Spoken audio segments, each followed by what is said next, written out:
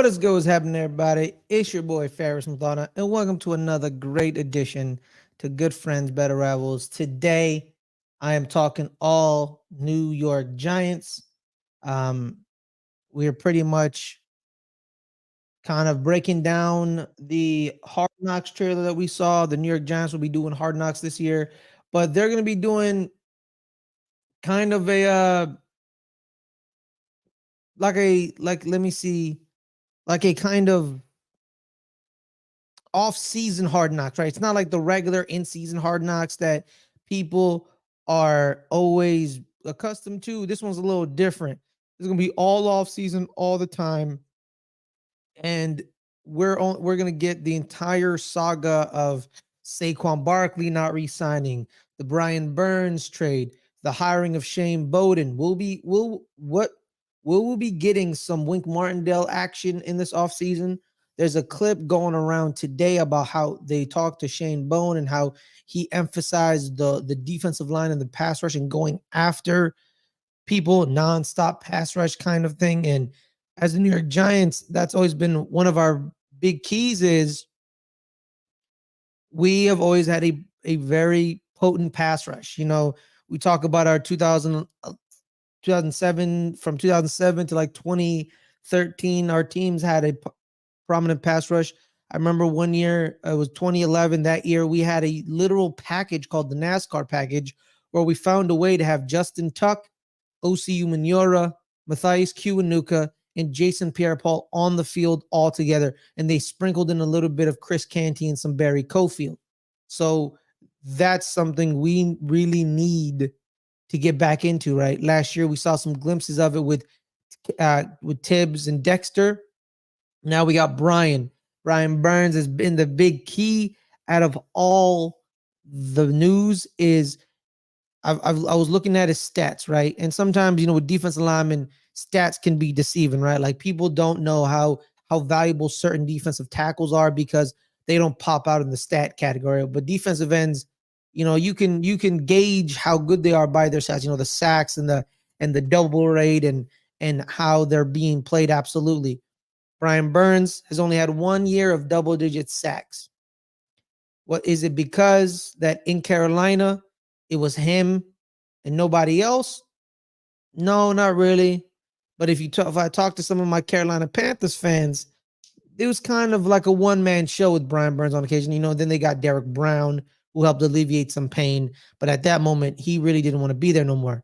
So it gradually increased. It went from 7.5 his rookie year to 9 to 9, and then 12.5 in 2022, and then it dipped to 8. It dipped to 8 to 2023. Could the presence of Tibbs and Dexter help Brian Burns get more than 8 sacks? Possibly, maybe. And also, too, it's all about scheme, too. Scheme. Because I remember Matthew Judon was in Baltimore. He didn't have a lot of good sack numbers. Not a lot of good sack numbers. And then he goes to New England, and he's getting double-digit sacks every single year. It's what they ask of the defensive lineman. So that clip really showed that he wants, we're going after you. They highlight Isaiah Simmons as one of the linebackers, because the linebackers in the responsibility area, that's going to be their biggest responsibility. On the inside backers and the guys up front. Those are the people right here. So because they want to create a funnel, right? A funnel. And so you funnel them into the inside linebackers. But then the problem we go into this clip that I'm really scared of is there was some tackling issues by the linebackers last year. We could have beaten the Jets in that game if we did not give up that touchdown, that long touchdown by Breece Hall. It was a little screen pass that Bobby Okereke misses the initial tackle on, and everyone misses the tackle after him. So we got to clean that up. So there's that. And then the other clip, the trailer, there is a specific scene where Joe Shane he's telling Saquon, are you going to give us a chance? Are you going to give us a chance? You know, are you going to give us a chance to match? You know, man, can you give me your word? And then, reading a New York Times article talking about why John Mara finally agreed to it. This is the first time we're ever on Hard Knocks, but it's a special edition of Hard Knocks. A special edition, not the regular Hard Knocks. This is something different. Tuesday is going to be coming this Tuesday, 9:00 p.m., 6:00 Pacific for my West Coast folks, for me. The article says it's kind of a shock, because it is kind of a shock because John Mara does not do it. He hates it, actually. Where he's, in 2010, he told the Daily Mail, he said, the Giants would appear on the show when I'm next to my father in the gates of Heaven Cemetery. So he basically said, it ain't happening until I'm dead. Until I'm dead. Man basically said, that'll happen when I'm dead. So he hated this program. Hated this program. I don't understand why he did this. Then we get it right here. So shout out to Charlotte Carroll, one of the beat reporters. She says the answer to the question has roots dating back 2 years when the Giants started to organize a celebration of the team's centennial season in 2014. It is the 100th year of the New York Giants. The new series spun from one of the primary goals of planning process. How could the Giants tell the franchise's 100-year history on a national scale? How do we identify and target the 17-year-old kid who lives out in California, who may never got to any of our YouTube channels or social media accounts, said Nilay Shah, the Giants senior vice president of marketing branch manager. I am that 17-year-old kid in California. That's me. But I watched them on the Super Bowl, which was a national scale, which is a proper way to do this thing, John. So shout out to John Mara. I've been very critical of John Mara for many years, and I feel like he's hasn't really done a properly good job of late of running the team.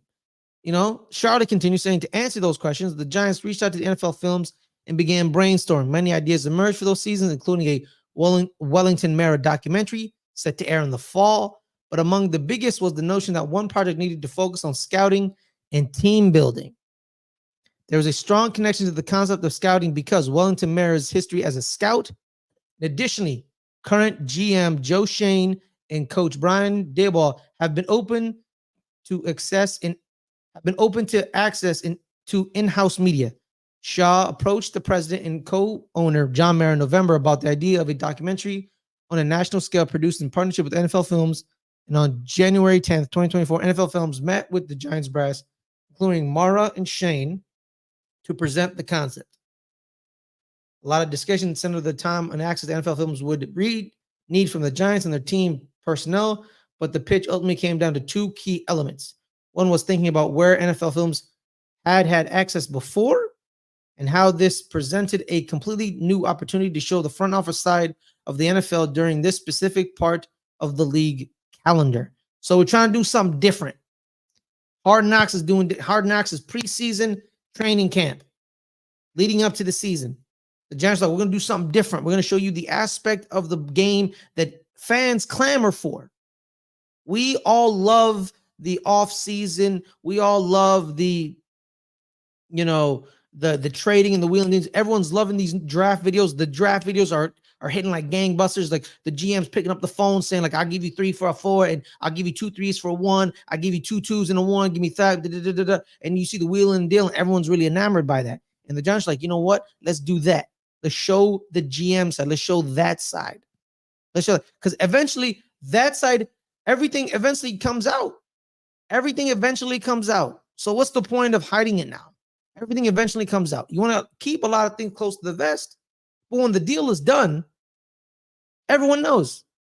See, we didn't know Brian Burns we didn't know we're getting Brian Burns. No one knew. But then it happened, then everybody knew. So why hide it? Show the process. Why hide it? Why hide it at all?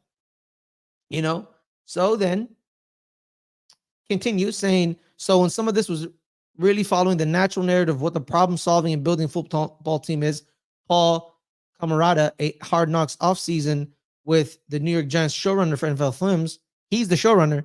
Unless you hold the trophy at the end of the year, and even when you do, there are question marks the next morning when you wake up. So it's sort of understating what were the Giants question marks that the world knew, and those the world didn't know, and what they're trying to figure out. 2 weeks later, the Giants agreed to take part in the project, though it had to fall officially under the Hard Knocks umbrella. 3 months after the initial meeting with NFL Films, the Giants agreed to be featured on this newest iteration of Hard Knocks for the Giants, combining the 100th season of the team's offseason program, the franchise's scouting history dating back to Alvin Kamara's contributions, ending up being a perfect match. So it's kind of Hard Knocks because it has to be Hard Knocks. They wanted to make a documentary, but they had to do it under the Hard Knocks banner. So we kind of got that in the sense, basically. 3 months after the initial meeting with NFL Films, the Giants agreed to appear on the newest iteration of Hard Knocks. For the Giants combining, I already read that. When I said to him, hey, John, this is something that I think, if you were going to do this, the value of Hard Knocks name, and all the production and obvious HBO brand, now it's the time to do it. And he said yes to me on the spot. There wasn't a lot of deliberation. So he knew. He knew the brand was big. He knew HBO was big. He knew. So John was right away to do it. So what we will see, this is what we will see. Black Monday, since the show's announcement in May, fans have been wondering how much will be shown from Black Monday. Like Black Monday, everyone knows what Black Monday is. Black Monday is the firing period for coaches. We fired a bunch of coaches last year. We fired special teams coach Thomas McGay. We fired offensive line coach Bobby Johnson. And then they also showed we also then got rid of Wink Martindale because we fired his assistants, Drew Wilkins and his brother, Kevin Wilkins. And then a week later, Wink and them parted ways. We already know what's going to start off on Tuesday. Tuesday is going to begin with the postseason locker room speech at the Eagles with Brian Daboll, where we beat the Eagles 27-10. Footage is, of course, courtesy of Giants in-house film crew. NFL Films did not begin shooting until February. So there isn't going to be any NFL film footage from January 8th. From January 8th. Anything in January, if we get that footage, it's not from NFL Films, it's from the Giants. Any coverage of the transformative day will come from the Giants in-house team, which collaborated with NFL Films and HBO for the series. So the Giants have their own film crew, which makes sense. Makes sense. You want to control narratives. You want to make sure no one gets out of line. No one wants to, project something. There it is. Although the Giants in-house crew often films the team, this documentary still took some getting used to for Giants brass. So the Giants always be filming everybody, but they were uncomfortable with this because it's not Giants media. Because there's a security with that, because they kind of control the Giants in-house media. So they can say whatever and be like, hey, don't put that in there. Don't put that in there. We have final cut. So they were still uncomfortable because this is NFL Films and HBO with us. So what do we think? It's a sense of calmness or being comfortable with cameras. They're comfortable with their cameras because it's theirs.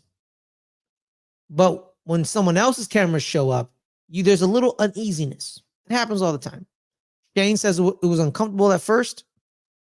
It was at Giants night. They should have streamed Giants night, by the way. I just want to point that out. I don't know why you didn't want to stream that. I would have definitely streamed that. But I digress. He says NFL Films was great.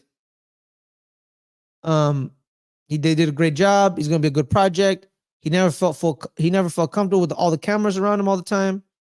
Daboll found he could take Brian Daboll found that he could take a different tactical approach. So what he did, he figured out early. He said he figured out early in the process that he could bring his phone into Joe Shane's office and put some music on, and the show couldn't use the footage because they would have to clear the music. So a little bit of a trickster, Brian Dayball. He says, in a quote, shout out to Charlotte. She says, and I quote, I'll be listening to whatever music and I'll be talking to Joe. And I knew that part wouldn't be on the show. So for me, it was great. Dayball said at the same event, drawing glass from the crowd. Yeah, it's all about clearing music. It's very hard to clear music. The show structure will, it's chronological. Everyone knows it. It's the NFL major offseason events. We got the draft, pro days. They were at Malik Neighbors' pro day. They were at all-star games, team visits. We also have some Brian Dayball, Brian Burns, background, behind the scenes coverage. Daniel Jones's ACL injury. The Hard Knocks showing us is we're solving a puzzle, right? Like talking about a puzzle. Every week we gain new information you didn't have the week before. So it's going to be different because the offseason is always changing. Stuff is moving. Parts are moving. So it's going to be more exciting than the actual original Hard Knocks, like the way originally Hard Knocks is, because it's a lot of meat and grind potatoes. The original use of Hard Knocks was to follow people trying to make the team with a couple of stars. You're trying to make the team. That's what you follow. So I'm excited. They do have editorial control, unfortunately. But sometimes, it may be good, maybe not good. We'll see. I'm not a big fan of full editorial control. Probably, on a documentary, you want to make sure to tell the truth. You don't want to make yourself look bad. That's why they want editorial control. But, it's the off season. People are going to eat this up. They're going to eat this up. They're going to love it. They're going to just straight on grind on it. And it's going to be exciting. We have more quotes from Joe Shane and Camrata at the end right here. Then Cameron says, I think everyone in the building who captured one of those episodes has been like, wow, this stuff we really haven't seen before, Cameron said. And I think a lot of them are like, wow, this is way more compelling than I thought it would be, because it's not player driven. It's front office driven. And I think a lot of people were skeptical about whether that would be entertaining. It's proven to be very entertaining. A great article by Charlotte. Shout out to Charlotte. Shout out to her. She's an amazing beat reporter. So shout out to you. But yeah, I'm excited. It's gonna be fun, even with the editorial control, because it's something different with the Hard Knocks. This is not the same old Hard Knocks. It's different. We're gonna be in rooms. We're gonna be on the phones. We're gonna be following Joe Shane and Brian Dayball and Brandon Brown, Shane Bowen. They're the stars. This is all about the coaches and the GMs. And then there's a clip of Shane Bowen going around, a cool clip. I think I quite enjoyed it, like I talked about earlier, where he talks about his philosophy about going, his defensive philosophy and creating a funnel, a tunnel inside the linebackers, because they are the key, the inside linebackers. And we'll see it. But now let's move on. Let's get into the predictions. Training camp predictions. We nothing's really come out. OTAs have been happening. Some people participate in OTAs, some people don't. It's a big deal. It's not a big deal. It happens. Daniel Jones always participates in OTAs because, well, that's just Daniel Jones. And two, he's rehabbing his knee, so he's trying to get more into how to fully, feel comfortable now, because that's a big injury. That's a massive injury, and we'll see if he does it right. Basically, we'll see if he does it right. But pretty much, my prediction is, I think something we're not really talking about, right? We talk about the defenses, you got Brian Burns, it's getting better. We got Malik Neighbors, we got the three young wide receivers in Wandell, Jalen, and Malik. You got Darius, though, he's still there. we got a couple people still left. Isaiah Hodgins there. Allen Robinson, vet. We'll see how he operates. But I think the key is the backfield. The backfield is my prediction, my question mark. If I'm because we signed Drew Lock in the offseason. If I'm Drew Lock, why are you coming to New York to be a backup? Because there's other teams that are better than us for you to be a backup for. But you chose to come to New York. So this thing where it's like, oh, this is Daniel Jones's job, I don't fully believe it. Because if Drew Lock truly was signing to be a backup, why did he choose us? Because I'm pretty sure, someone else could have. Let me check his contract.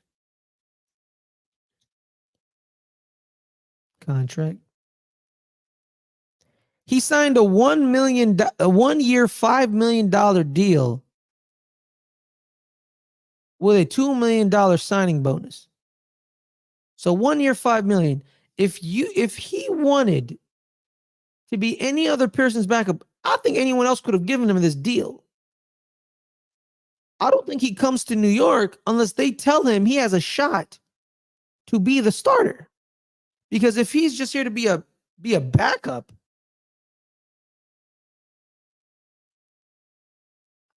why are you a Giant? Why are you a Giant? He has a salary base of $2 million and 2.9 million, has a signing bonus of $2 million, has a workout bonus of $50,000. That's why it's a $5 million deal. I don't understand. If you're gonna be a backup, you chose the Giants. That makes no sense to me, because why would you want to be a backup on a bad team? This was before we got Malik Neighbors. This was before we got Brian Burns. This was before all that. We were a bad team, and you chose to be a backup for this team unless you were told you have a shot to be the starter. Because it makes no sense to me that this deal, 1 year, $5 million, couldn't have been offered from any other team that's better than us, and you could have been a backup of. You could have been a backup in Cincinnati, because, no offense, Joe Burrow gets injured. He's been a little injured these past couple years. You could have been a backup in Kansas City. Probably not going to happen because of your relationship with the Hunt family. So that's actually out of the question. I apologize. You could have been a backup in Miami. Tua has some injury issues, and they're a better team. Cincinnati's a better team. You could have chosen all these other teams to be a backup of, but you chose the Giants because ain't no way the Giants walk up and meet you and say, we want you to be our backup. And you say yes. I think that's a little something fishy. That's something a little fishy. Something a little fishy in my opinion. And the other, when I say the backfield, the other thing is the running back. Saquon Barkley's gone. All right. He's not 30 yet, but he's almost 30, but he also tore his ACL. So it kind of skew how much stuff he has left on how much tread he has left on his tire. You signed Devin Singletary from Houston. Had a great year in Houston when he took over the job for Dameon Pierce. You drafted Eric Gray a couple years ago. I think that's been a catastrophe. And then you draft Tyrone Tracy Jr. this year. Former wide receiver, now running back. He's still getting his running back legs because he's only been playing running back for I think 2 to 3 years. Is it going to be running back by committee? Are they going to be because Devin signed with the Giants because Devin was in Buffalo with Brian. So Brian knows what Devin brings. Can Tyrone take Devin's job? So those are the keys. I think as the season goes along, Tyrone Tracy Jr. takes his job, takes Devin Singletary's job, and Tyrone Tracy Jr. becomes running back 1. I do, because I'm actually a big fan of this kid. The way he runs aggressive. He does run a little high because he's a former wide receiver, so he needs to create more low center of gravity. But the problem is he's also 6'2". I believe he's 6'2". Let me double check. And tall running backs have an issue with that. He's always 5'11". Oh, then he's perfect. He's perfect. So he doesn't even, so he can bring down his low center of gravity on occasion. Big fan. I've watched some of his tape at Purdue. I like it. Amazing. He's a former wide receiver, right? So so he saw the writing on the wall. Shout out to him. He saw the writing on the wall. He was a 5'11" wide receiver, right? He knew 5'11" wide receiver. I may be a dime a dozen. I may not even be looked at. So I'm gonna change positions to be a running back. 5'11" running back hits the perfect. So a couple years ago, I saw what is the perfect running back size and dimensions, right? Most running backs that are great in the NFL, what are they? Most of them usually were 5'11", 5'10", in that range. Some are 6 foot. They're not above 6 foot. They're not under 5'10". The average great running back in the NFL, their dimensions was 5'11". Emmitt Smith is 5'9". He's an exception. Barry Sanders, he's 5'8". Walter Payton. This is where it gets skewed because there are some big running backs. Walter Payton, I believe, was 5'10". Eric Dickerson, 6'2". So it averaged out to be, 5'10", 5'11". Curtis Martin. Shout out to Curtis Martin. Curtis Martin. He is underrated, by the way. Shout out to Curtis Martin. He's 5'11". 5'11". Barry's 5'8". Emmitt's 5'9".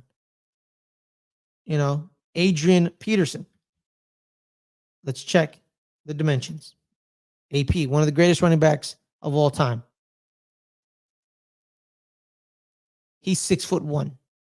So the average great running back is 5'11", 5'10". Average. And he hits perfectly on that dimension. It's like 5'11", 180 to 180, 190, and those were the dimensions that were given. And he hits those dimensions on the dot. And there was some burst I saw at Purdue. And I'm projection. It's all about projection. I think he takes the job. He takes the job from Devin Singletary. So watch out for Tyrone Tracy Jr. in this offense. And we'll see how he evolves with Brian Daboll and how Roberts. Because the thing is, in Buffalo, the running back in Buffalo was Josh Allen. So we'll see how it works. We'll see about that, because is he going to trust his running back? Because when he had Saquon, he ran the ball very much. So we'll see how not having Saquon changes the direction, because he had Devin in Buffalo, and Devin really didn't run the ball like that. Devin shout out to Devin, shout out to Owl Nation, Hoot Hoot, FAU alum Devin Singletary, shout out to him. I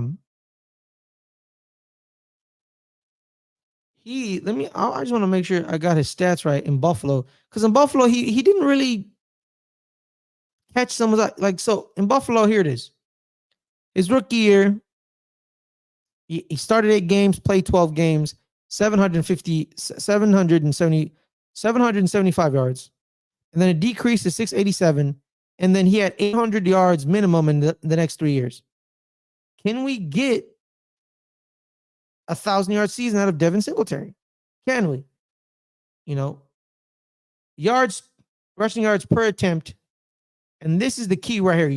Rushing yards per attempt because amazing.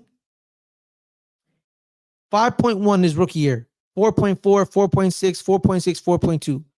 So he's getting, let's say, because here's the thing, let's say we run the ball twice, 4 yards, 4 yards.